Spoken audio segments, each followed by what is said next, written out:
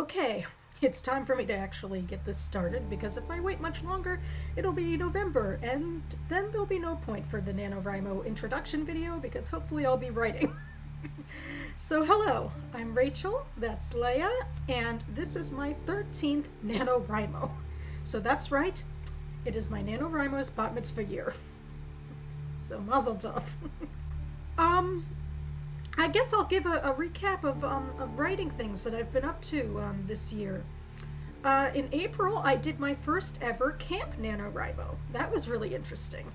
You know, I did less than half of the traditional NaNoWriMo because you can set your own word goal, and I had trouble getting to that. And it made me think a lot about how much this community in November is, it builds you up, and I have all of these sort of goalposts for myself, like these videos that I do that help keep me on track.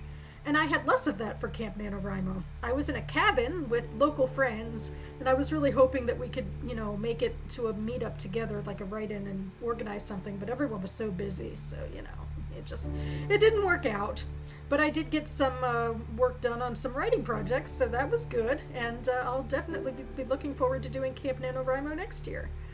I've been continuing to attend a couple of Silver Spring writers meetup groups in my local town writer meetup group that meets in the local library, and they've been okay. And I attended one meetup group for the DC aspiring writers back in February or March at the DC main library. And I guess what I was really looking for was to see if there was an active critiquing group that was much more focused and directed than the Silver Spring one, where it's a lot more of a walk-in thing and you sort of have to first come first serve to get your piece looked at. I was looking for something that was a little more closed in a way, a little more community than the revolving door of the Silver Spring writers, and I didn't find that. It's probably even more revolving door. But I talked with someone there who introduced me to this great resource called Scribophile.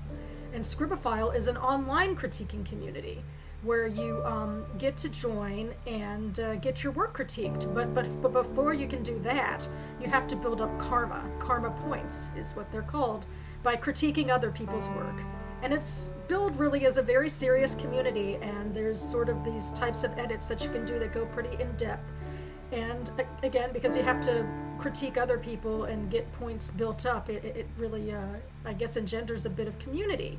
The truth is that I used it because I had my short story Quarter Life.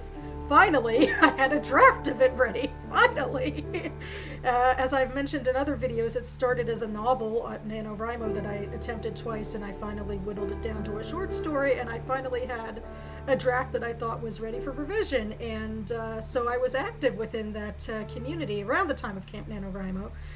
But it's been kind of difficult to maintain a lot of connection there because I don't have another project in the works for putting up for revision yet, and so I'm still having trouble, I guess, finding a way into the communal door there. I mean, I'm finding out, I guess, through Scribophile how difficult it is to keep within a community without something consistently to share, and I haven't had that. But it was great for my short story Quarter Life, which I have officially started sending out on submission. I started sending it out in the summer, and I was hoping to have good news to share by the time I did this introduction, but I don't. I just have the standard writer, you know, not unsurprising, writer updates of having lots and lots of rejections, and yes, they hurt your soul, but one of them was actually relatively promising and said that I sort of made the final tier of possibilities before they dropped me. So that made me feel a little better about being rejected by every place that sent me back a letter. And thanks to Submittable, I know that some places are considering me still, so there's still a chance. So there's still a chance. That's all I have to go on. So yeah, that's my big writing news.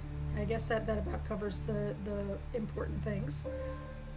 So I'll go on to explain my NaNoWriMo project for this year, which I'm following what I did last year. I'm being a rebel, and I'm doing multiple projects. And a lot of the reason for that is I'm realizing I am not much of a novelist. I think I'm more of a short story and novella writer.